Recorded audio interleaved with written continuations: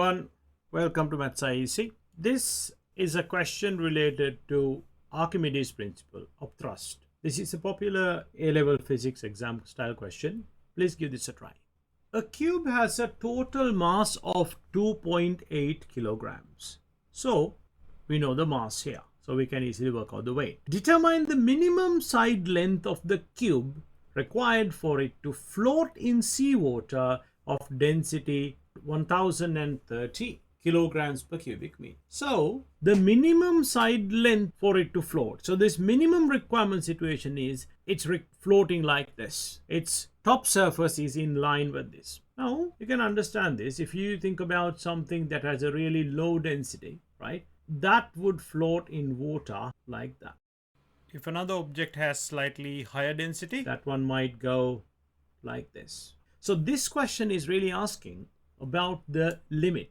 So what is the minimum side length with this mass? Oh, so we know that in that situation, it will be floating like this. Now let's mark the forces acting on this one. So we have the weight acting vertically downwards, which is 2.8 G. And in addition to that, the only other force is acting in the upward direction, upthrust. So the upthrust is acting like this. For equilibrium, these two must be the same. Now, this is a cube. Let's say the length, width and height are x for this cube. Now for equilibrium, the upward force upthrust is equal to weight.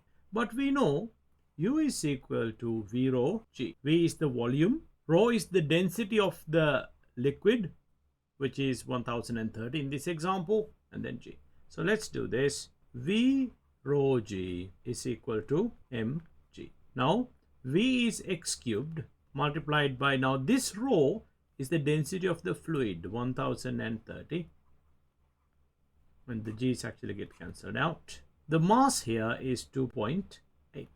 Now we can easily work out x cubed is this. 0.14 meters is the final answer.